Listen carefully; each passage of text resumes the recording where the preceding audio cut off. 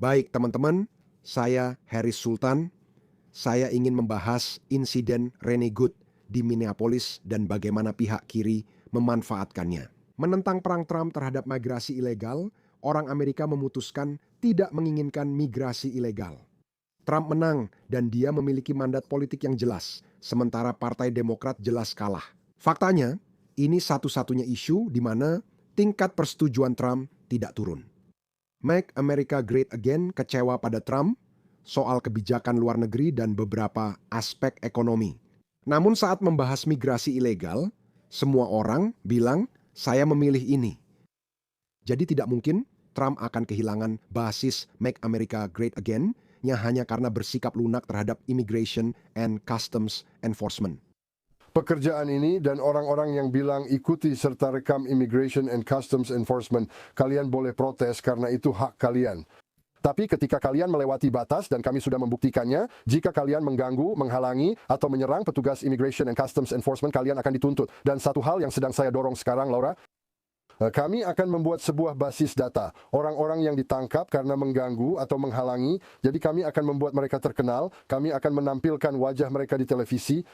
Ya, kami akan memberitahu pemberi kerja dan sekolah mereka tentang siapa mereka sekarang. Saya menonton video Rene Good dan langsung merasa bingung. Saya ingin tahu lebih dalam, lalu melihat dari banyak sudut, dan jadi jelas wanita itu memang mengganggu.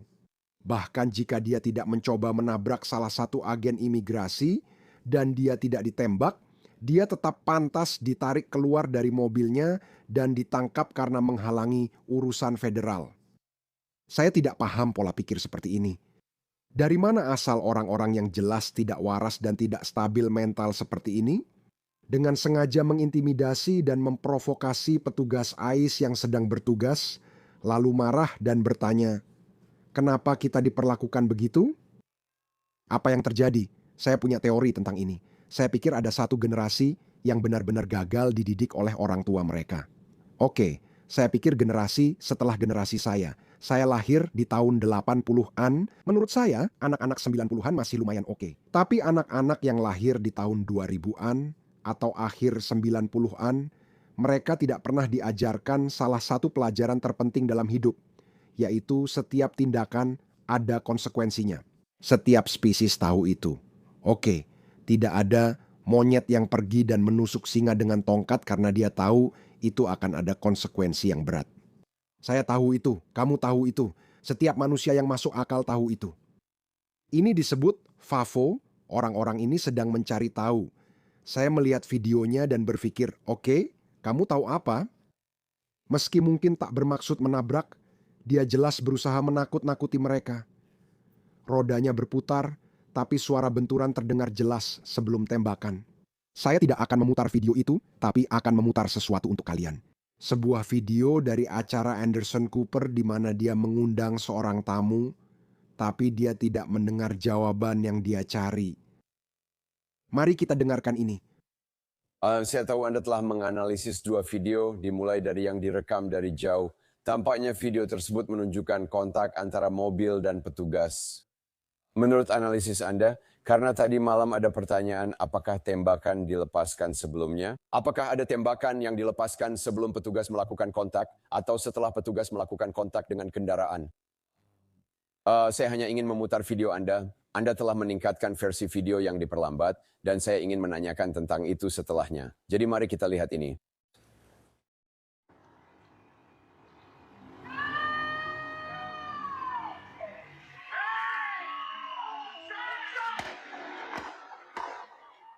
Tiga tembakan terdengar, kini Anda akan mendengar pendapat ahli Cable News Network.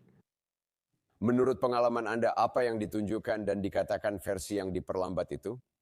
Nah, versi yang diperlambat itu menunjukkan kepada saya bahwa ketika SUV itu maju, mereka melakukan kontak dengan agen di jalan. Setelah kontak itu Anda langsung mendengar 3 tembakan susulan. Jadi menurut Anda tidak mendengarnya tembakan sebelum kontak. Saya sama sekali tidak mendengarnya di video ini. Mari kita dengarkan lagi. Mari kita dengarkan lagi. Itu tidak akan mengubah apapun sekarang. Di video ini tidak terdengar suara gedebuk karena memang tidak bisa didengar, tapi ada video lain yang direkam petugas. Di video itu, kamu bisa jelas mendengar suara gedebuk, ledakan, lalu 3 kali dentuman tembakan. Saya sudah menonton video dari beberapa ahli lain, mereka juga bilang hal yang sama. Tapi sekarang semua orang, kiri dan woke, terlihat panik. Kita telah menyia-nyiakan kesempatan lagi. Mereka pernah berhasil dengan George Floyd, yang juga pecundang. Maaf, saya tidak akan seperti kiri gila merayakan kematian orang. Bagaimana mereka merayakan, menari, dan menyanyikan lagu tentang pembunuhan Charlie Kirk. Padahal dia hanya duduk di sana, tidak membuat onar, tidak menghalangi polisi atau menyakiti siapapun. Dia hanya berbicara dan mereka sangat membencinya sampai ketika dia dibunuh, mereka menyanyikan lagu-lagu tentang itu. Kami dapat Charlie dan tasnya, kami dapat Charlie dan tasnya. Jadi saya tidak akan bersikap seperti itu. Oke, Rene Good adalah seorang ibu, oke, jadi maksud saya di sini adalah bahwa pihak kiri sebenarnya menggunakan para penjahat dan orang-orang yang tidak waras untuk mencapai tujuan politik mereka. Biarkan saya buktikan itu kepada Anda, sebenarnya sebelum saya masuk ke situ. Mari kita lihat orang-orang yang mencoba memanfaatkan hal itu, siapa mereka? Lihat ini. Tentu saja kita punya penipu Make America Great Again dari Somalia. Dengarkan ucapannya. Saya tak akan putar seluruh video karena mengganggu. Ini contoh orang yang memanfaatkan situasi. Hari ini kita mengenang Rene Nicole Good, ibu 3 anak, penulis dan penyair berusia 37 tahun. Setelah mengantar putranya ke sekolah, dia dibunuh agen ICE saat bertugas sebagai pengamat hukum di Minneapolis Selatan. Aksi ceroboh Islamic State of Iraq and Syria merenggut ibu 3 anak, pasangan seorang istri, dan menyebabkan penderitaan besar bagi komunitas kita. Oke, kamu mengerti. Dia hanya mengulang poin yang sudah dibantah. Kamu punya hak hukum dan konstitusional untuk mengamati, tapi mereka ini provokator profesional. Tujuan pengamatan hukum adalah agar kamu bisa melihat sesuatu dari jarak aman.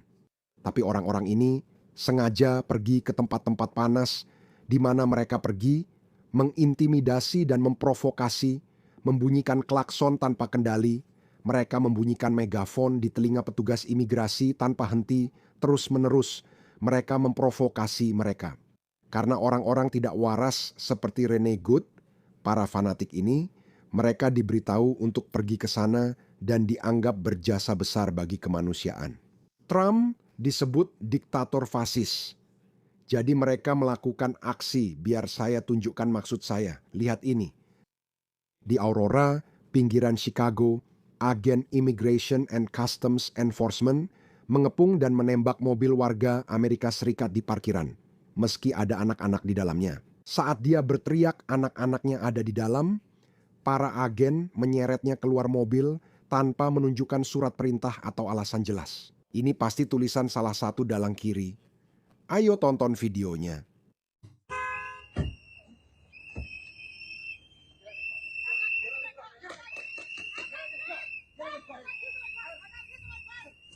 Saya di mobil saya punya anak-anak di mobil saya punya anak-anak di mobil saya. Mereka harus mengejarnya karena dia melarikan diri dan tidak patuh. Saya pria berkulit coklat. Kalau di Amerika, saya pasti 100. Jika dihentikan dan ditanya petugas imigrasi, saya pasti diberhentikan. Kamu tahu, hal pertama yang akan saya lakukan, saya akan menunjukkan dokumen saya kepada mereka. Oke, saya akan membawa paspor saya. Saya tahu, orang-orang tidak terbiasa dengan itu, tapi keadaan terdesak membutuhkan tindakan yang terdesak juga. Saya paham alasannya, karena para pendiri bangsa dan presiden setelahnya tidak ingin orang didiskriminasi akibat status imigrasi. Itulah sebabnya mereka menghilangkan budaya membawa paspor kemana-mana setiap saat. Tapi ada perbedaan utama. Dalam sejarah awal Amerika, sebagian besar imigran hanya bisa dibedakan dari keunikan aksen mereka. Sebagian besar imigran berasal dari Eropa, dan mereka bukan ancaman sosial maupun budaya. Jadi, para bapak pendiri atau presiden Amerika berikutnya, mereka tidak ingin seorang imigran Jerman, Italia, Prancis, atau Irlandia dilecehkan hanya karena dia bisa dibedakan dari aksennya. Itulah alasan dibalik itu. Jadi mereka berkata, oke, mari kita hilangkan budaya itu, kita akan menjadikan negara ini negara yang bebas. Amerika dulunya sangat bangga akan kebebasan dan kemerdekaan, namun 2 abad kemudian, situasinya telah berubah. Ada orang-orang dari seluruh dunia, dari budaya yang bermusuhan, yang seharusnya tidak berada di sini, melakukan tindakan kekerasan. Mereka harus diidentifikasi. Jadi sementara waktu Anda wajib menunjukkan identitas, itu bukan masalah. Saya seorang pria berkulit coklat, seperti yang saya katakan, jika saya diminta, hey, kita menghadapi masalah migrasi ilegal, kejahatan kekerasan, dan penipuan oleh orang dari negara yang seharusnya tidak di sini. Saya akan paham dan berkata, oke, Pak Polisi, petugas imigrasi, ini paspor saya. Saya di sini secara legal dan silakan lakukan tugas Anda. Terima kasih banyak. Saya akan pergi sekarang. Kenapa orang-orang ini selalu memprovokasi? Mengapa mereka selalu tidak patuh? Saya sungguh tidak paham. Itu karena orang-orang ini tidak waras dan sudah dibodohi pemimpin kiri serta provokator. Saya tidak akan menjadi pengganggu dengan membuat keributan di luar sana. Saya tidak mau ditembak. Wajah saya dibenamkan ke jalan, lalu diperlakukan kasar. Saya akan patuh saja. Kenapa orang-orang ini tidak pernah patuh? Tapi lihat, mereka tidak menunjukkan apa yang terjadi sebelumnya. Tapi orang ini, lihat, 500 juta penayangan menunjukkan situasi yang berbeda. Saya akan tunjukkan betapa tidak jujurnya mereka melaporkan video seperti ini. Saya masuk mobil bersama anak-anak saya. Bicara bahasa Inggris, Saya sudah memperingatkanmu, saya punya anak-anak di mobil. bagaimana itu bisa membantu? Bagaimana itu membantu? Ada apa dengan mereka? Kenapa? Kenapa mereka melakukannya? Aku tidak memperingatkanmu, aku tidak memperingatkanmu, aku tidak mengancammu, jangan sakiti aku. Itu benar. Oke, aku tunjukkan beberapa video lagi. Lihat yang satu ini lagi, Favo. Kita tidak tahu apa yang terjadi atau apa yang mereka bicarakan sebelum kamera merekam. Saya yakin percakapannya dimulai seperti ini. Halo Bu, bagaimana harimu? Bisa lihat dokumen identitas? Tidak, saya warga negara Amerika Serikat, saya tidak akan tunjukkan apapun. Dari apa? Wah, tenang dulu. Lalu situasinya memanas dan mereka sengaja memprovokasi petugas Immigration and Customs Enforcement. Lalu ini yang terjadi. Dasar brengsek, dasar brengsek. Bagaimana itu membantu? Bodoh. Bagaimana itu bisa membantu? Kenapa itu tidak melawan? Lihat itu, apa? Apakah orang-orang ini calon utama penghargaan Darwin? Ketika kamu tahu ada 3 atau 4 orang yang didukung penuh oleh negara, mereka punya senjata, mereka punya pistol. Apa tujuanmu dari ini? Serius, seberapa bodoh kamu harusnya? Bahkan jika kamu merasa benar, bahkan jika kamu pikir kamu di pihak yang benar dan mereka yang salah, ikuti saja perintahnya. Saat itu, bawa aku kemana saja dan tuntut mereka habis-habisan. Nanti, saya bilang, kita telah membesarkan seluruh generasi tanpa pelajaran penting dalam hidup mereka, yaitu setiap tindakan ada konsekuensinya. Itu mudah dipahami. Pantas kamu dapatkan. Dasar brengsek. Dasar brengsek, lihat provokator itu. Agen ECE jauh lebih sabar daripada aku. 100. Biar aku tunjukkan lagi, biar aku lihat yang ini. Ini video bodoh banget. Lihat saja ini. Aku nggak melakukan apa-apa, aku nggak melakukan apa-apa, aku nggak melakukan apa-apa. Pak, Bu. Aku nggak melakukan apa-apa. Aku sudah bilang sama kamu. Aku nggak melakukan apa-apa. Enggak, aku enggak begitu. Aku butuh kamu untuk membuka pintunya. Oke, kami sudah. Orang itu tampak tidak berbahaya dan sangat tenang. Turunkan jendelamu, tunjukkan identitas, lalu lanjutkan perjalanan. Kecuali jika kamu menyembunyikan sesuatu. Aku tak berbuat apa-apa padamu. Buka kuncinya, aku tidak akan melakukannya. Mereka ingin memecahkan jendela dan truk derek di sini juga menendangku. Aku bahkan tidak tahu. Benar-benar akibat ulah sendiri. Pak, aku tidak akan melakukannya karena tidak bicara denganmu. Ya, kamu sedang bicara. Sudah aku bilang tidak, aku tidak bicara. Kamu tidak mendengarkan. Bukan itu maksudku. Aku sudah bilang, bukan karena aku tidak mendengar. Pecahkan jendela itu. Tidak, aku tidak begitu. Kamu tidak mendengarkanku. Aku sudah menjawab. Kamu belum boleh pergi. Kamu belum boleh pergi. Oke, aku mengerti kalau kamu sedang mengabstraksi. Mobilnya harus diderek, tapi tidak perlu. Tidak perlu, Pak. Iya, seperti aku, seperti iya.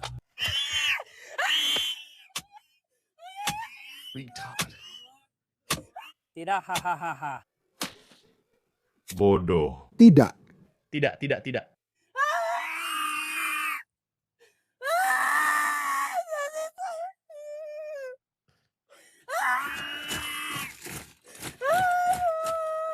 Ini bahkan bukan kasus penahanan S.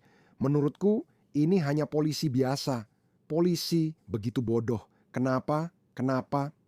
Mengapa mereka begitu bodoh? Tapi tetap saja ada Favo yang menyenangkan. Seorang wanita muda, Somalia, berteriak minta tolong saat S membawanya di pusat kota Wilmar. Minnesota, kamu menolak $3.000 dan tiket pesawat gratis. Sekarang dia justru dikawal mewah oleh pemerintah. 16 juta orang semua pilihanku. Lihat ini. Setiap orang yang membunyikan klakson, menurutku, mereka menyerang petugas Immigration and Customs Enforcement ini adalah serangan terhadap kesehatan telingamu. Bagaimana itu bisa diterima? Menurutku, semua yang membunyikan klakson juga harus ditangkap dan ditarik keluar karena menghalangi.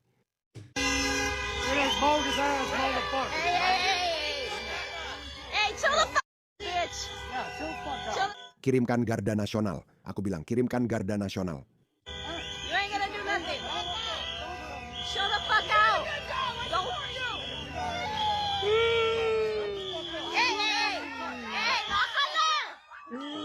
Ketuk pintunya, ayo lihat. Mereka sengaja memprovokasi agar ditindak tegas. Dan para demokrat kiri itu, mereka di atas sana bilang, ya, bagus, kita harus menghasut lebih banyak. Berapa banyak lagi orang tidak waras yang dibutuhkan. Ini pasukan tidak waras. Dia bisa jadi imigran ilegal, walau ada alasannya bertindak begitu.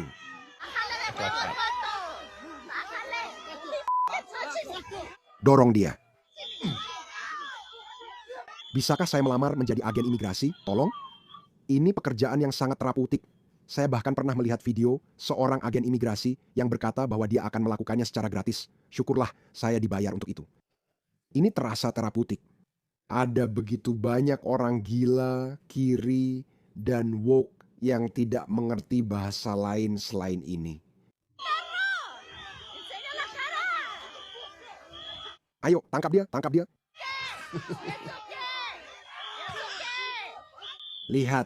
Lihat kakinya, dia menolak untuk masuk. Bagaimana dia bisa tidak mau masuk? Ya Tuhan.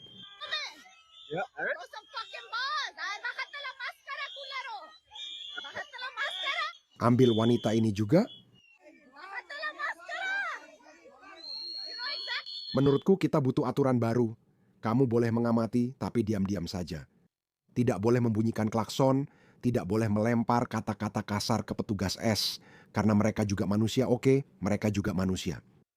Kalau ada yang melontarkan begitu banyak kata-kata kasar ke aku pasti tahu, ayo pergi, itu maksudku. Sebenarnya, aku tidak kenal orang-orang ini. Jangan beri aku pekerjaan di S, aku pasti akan lebih sering menangkap.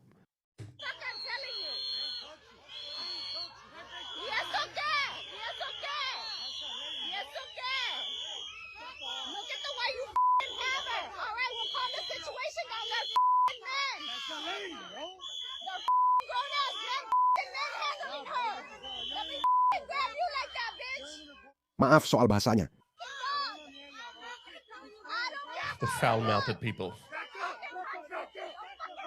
Mereka punya. Tidak. Mereka tidak bisa bersikap beradab. Sangat kasar.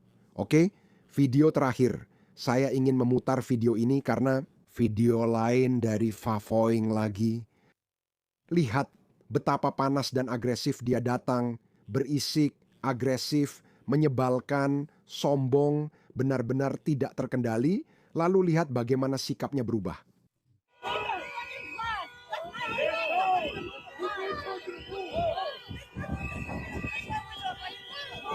Iya. Pindahkan mobilnya. Kenapa berdiri di tengah? Ada sudut pandang? Mungkin tidak di video ini. Beberapa orang kiri bilang, oh, dia tidak bisa mengemudi lebih jauh karena ada mobil di depannya.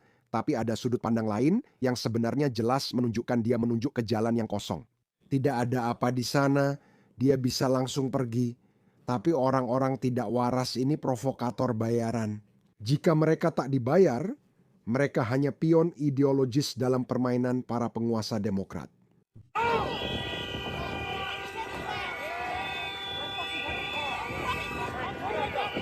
Siapa pahlawan ini? Lihat jalan kosong ini, lihat jalan kosong. Kenapa dia tidak pergi? Pergi? Seluruh insiden terekam kamera. Kamu bisa lihat jelas dia provokator, tidak waras, dan penghasut.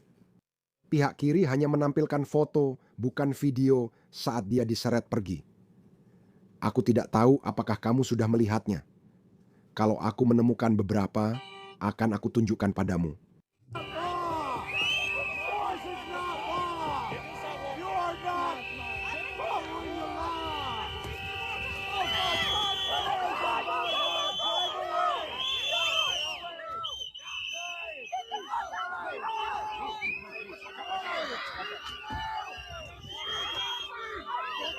Awesome. Aku memilih untuk ini. Aku tidak akan melakukan ini.